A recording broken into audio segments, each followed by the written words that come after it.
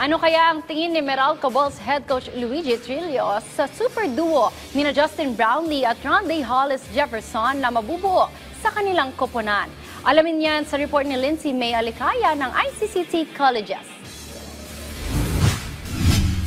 Sa wakas ay nakumpirma na ang paglalaro ni Ginebra resident import Justin Brownlee para sa kanilang mortal na karibal na Meralco Bulls para sa East Asia Super League o EASL na magsisimula na sa October 8. Matagal nang nagkakaharap ang Meralco at Ginebra sa ilang edisyon ng PBA Finals, kung kaya naman ilang PBA fans ang nagulat sa posibilidad na magsuot ng orange and blue jersey si Brownlee.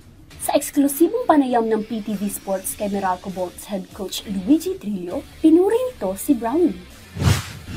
That point in time, whether it's national team, whether it's ESL, we're representing not only Meralco and the PBA, it's the country, right? Who wouldn't want Justin? He's one of the best imports this decade. So, I mean, probably the best this decade. Bukod kay Justin Noypi, isa rin sa hinugot ng Bolts ay ang 3-time PBA Best Import na si Rondae Hollis Jefferson. Ayon kay Trillo, maihahalin tulad kina legendary NBA duo na Michael Jordan at Scottie Pippen ang tambalang RHJ at Brownlee.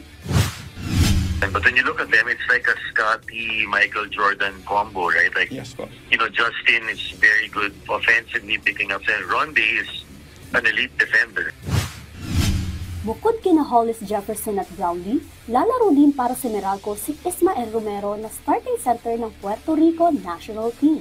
Inaasahan ng Meralco Bolts tactician na magiging mahigpit ang kompetisyon sa EASL na sinasalihan ng mga top Asian teams na naging kampiyon na sa kani-kanilang liga. Ito na ang ikatlong sunod na pag-qualify ng Bolts sa Champions League. Sa nakalipas na EASL campaign ng koponan, maganda ang kanilang naging simula sa 2-1 win-loss record. Ngunit sa kanilang huling tatlong laban ay nabigo ang bataan ni Trillo dahilan para hindi makaabot sa Final Four spot.